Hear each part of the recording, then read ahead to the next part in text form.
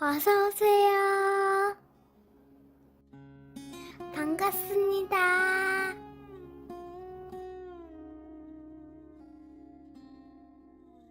안녕하세요. 저는 30대 중반 유부남입니다. 서울에서 작은 사업을 하고 있으며 아내는 저보다 3살 어린 여자이고 회사를 다니고 있습니다. 주변 지인의 소개로 아내와 만나서 약 1년간의 연애 후에 작년에 결혼을 하게 되었습니다.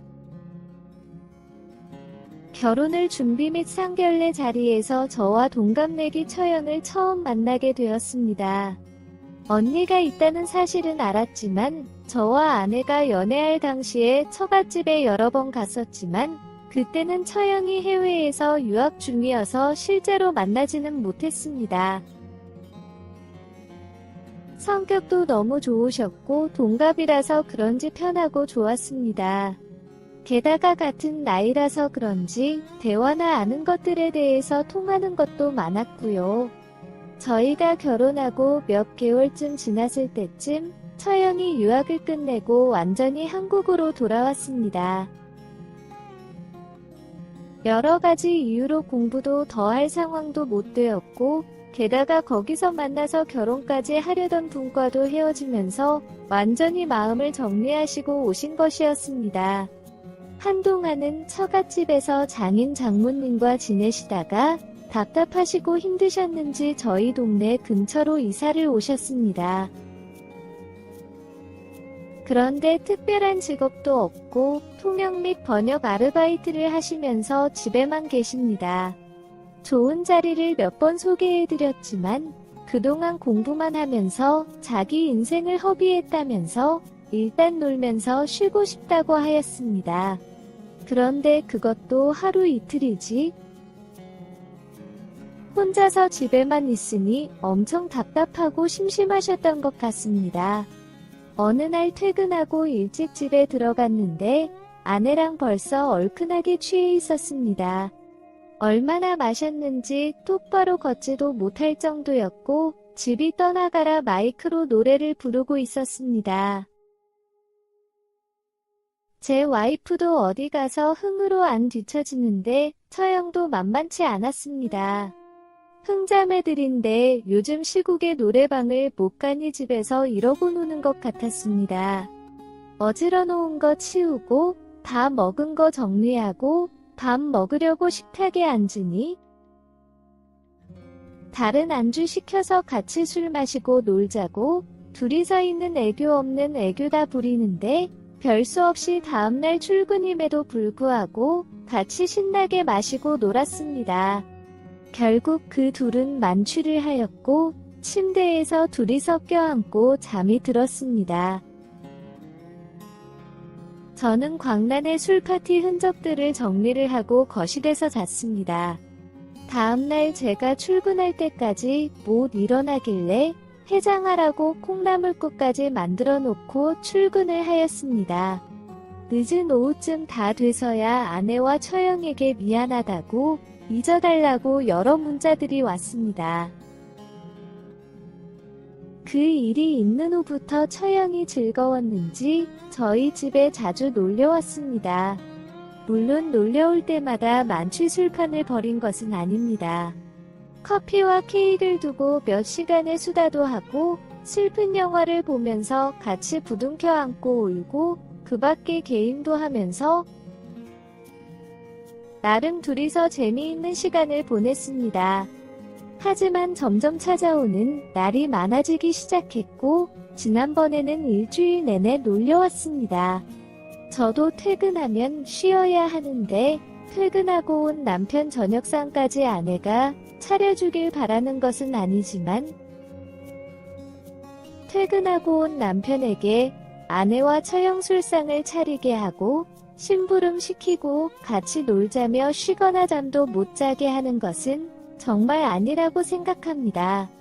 몇 번 아내에게 이야기를 하였지만 처형의 유학 생활로 오랫동안 떨어져 지내다가 이렇게 만나서 요즘에 고작 몇 번 만나서 논다고 뭐라고 하니 너무 서운하다고 하더군요. 제가 너무 제 입장만 생각하고 이야기한 건 아닌가 싶어서 미안하기도 하였습니다. 그런데 가장 큰 문제는 아내가 없을 때입니다. 처음에 놀려올 때는 아마도 아내와 연락을 해서 아내가 집에 있는지 퇴근은 하였는지 확인하고 오는 것 같았습니다. 그런데 자주 놀려오다 보니 저와도 더 친해지고 편해졌다고 느끼시는 것인지 아내가 없을 때도 놀자면서 불쑥 비밀번호를 누르고 들어옵니다. 집에 혼자 있으니 씻고 화장실에서 그냥 나왔는데 처형이 거실에서 술상을 만들고 있던 적도 있습니다. 외국 생활을 오래 해서 그런 건지 편해서 그런 건지 남자 몸이 다 거기서 거기라면서 편하게 방에 들어가서 옷 입고 나오라고 하더군요. 그리고 나중에 아내가 온 다음에 제 몸을 본 것을 무슨 코미디 프로그램 본 것 마냥 둘이서 웃고 장난치는데 좀 어이가 없었습니다. 뭐 그래도 그들이 즐겁다는데 어쩌겠습니까? 그러다 몇 개월 전에 아내는 처형이랑 둘이서 여행을 다녀오고 싶다고 말을 하였습니다. 처음에는 반대를 하였지만 이런저런 과거 이야기를 꺼내면서 설득을 하는데 뭐 반대할 마땅한 이유도 없었고 결국 용돈까지 챙겨주면서 버스터미널까지 데려다 주었습니다. 다 큰 성인 둘이고 일주일 다녀오는데 뭐 별일 있나 싶어서 더 이상 신경 쓰지 않고 보내준 것이었습니다. 여기저기 다니면서 사진도 보내주고 영상통화도 걸어주고 중간중간 고맙다는 메시지들도 왔습니다. 하지만 4일쯤 지났을 때 다급한 목소리로 처형에게 전화가 왔습니다. 산 중턱에 있는 정자에서 사진 찍으며 장난치고 놀다가 아내가 계단 밑으로 여러 바퀴를 구르면서 떨어졌고 지금 병원에 가고 있다는 것이었습니다. 저도 급하게 병원으로 찾아갔고 여기저기 다쳤다는 안내와 함께 수술 동의서에 사인을 하였습니다. 그리고 최선을 다해보겠지만 척추신경이 크게 다쳐서 하반신 또는 전신이 마비가 될 수도 있다는 이야기도 들었습니다. 몇 시간 뒤에 장인 장모님도 병원에 오셨습니다. 12시간이 넘은 수술이 끝나고 나온 아내는 온몸이 퉁퉁 붓고 어디 하나 성한 곳이 없는 상태로 나왔습니다. 그렇게 2달이 넘는 병원 생활을 한 후에 퇴원을 하였습니다. 그리고 아내는 다시는 걷지 못하는 사람이 되었습니다. 아내는 점점 더 삶의 의욕을 잃어갔고 처형은 저를 볼 때마다 죄송하다고 하였습니다. 퇴원 후 몇 개월은 제가 회사에 급하게 처리할 일이 있지 않는 이상 집에서 재택근무를 하면서 아내와 함께 많은 시간을 보냈습니다. 그러면서 아내의 몸과 마음의 상처를 치료하는 데 최선을 다했습니다. 처음보다 많이 좋아지기는 했지만 예전에 웃음이 많던 모습까지는 아니었습니다. 처형은 매일 같이 저희가 재활 및 심리치료를 받으려 집을 비우는 시간에 와서 청소, 빨래, 음식 등 집안일을 하고서는 조용히 갔습니다. 도저히 미안해서 저와 아내의 얼굴을 볼 자신이 없다고 하였습니다. 아내도 이 사실을 알고 있었지만 처형에게 별도의 연락을 하지는 않았습니다. 저에게 미안한 만큼이나 처형을 원망하고 있는 것 같았습니다. 그러던 어느 날 밤에 아내와 같이 TV를 보는데 아기 및 출산에 관련된 다큐멘터리가 나왔습니다. 아무 생각 없이 보다가 TV에 나오는 아기를 보고 귀엽다는 말을 했는데 아내가 조용한 목소리로 아기 가지고 싶냐고 저에게 물었습니다. 거기서 아니라고 정신을 차리고 말을 했어야 하는데 당연히 좋다는 제 속마음을 말해버렸습니다. 순간 큰 실수를 했음을 인지했지만 아내의 별 반응이 없길래 다행이라고 생각하며 그 순간을 넘겼습니다. 하지만 다음날 방에서 잠깐 PC로 회사 일을 보고 있는데 아내의 화내는 목소리가 들리는 것이었습니다.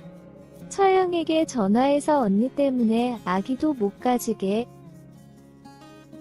되었다면서 어떡할 거냐고 자기한테 왜 그랬냐고 따지는 것이었습니다.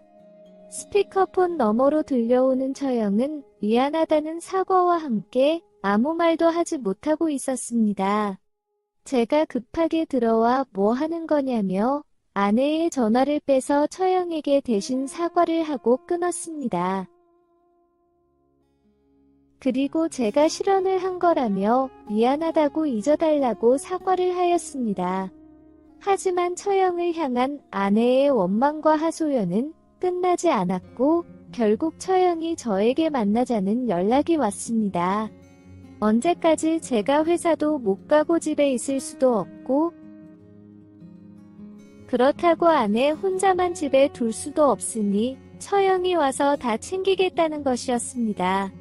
평생을 그렇게 살면서 용서도 받고 동생의 손과 발이 되어주고 싶다는 것이었습니다. 그 말씀을 고맙지만 처형이 인생을 망치게 할 수는 없었습니다. 하지만 처형의 결심은 확고했고 그날 저녁 처형은 모든 짐을 들고 저희 집으로 이사를 왔습니다. 아내는 처형이 안 나가면 본인이 집을 나가겠다며 저에게 소리를 쳤고 제가 설득을 하려고 하자 소리를 지르며 장모님에게 살려달라고 전화를 걸었습니다. 놀래서 달려오신 장모님도 자초지종을 듣고 난 후에는 결국 조용히 집으로 돌아가셨습니다. 그렇게 현재까지 처형이 아내를 돌보고 있지만 아내는 아직도 처형에게 원망과 화를 내고 있습니다. 심지어 얼마 전에는 저에게 정말 아기가 너무 가지고 싶으시면 제 아내 대신 낳아드리겠다고 하더군요. 아내에게 이런 이야기까지 해주면서 처형은 정말로 최선을 다하고 있으니 그만하고 용서해주라고 하였더니 저도 똑같은 놈이라며 외로울 때 언니랑 하면서 아기도 낳으라고 하더군요. 앞으로 어떻게 살아가야 할지 막막합니다. 저희 가족에게도 좋은 날이 다시 올 수 있을까요? 오늘의 사연은 여기까지입니다.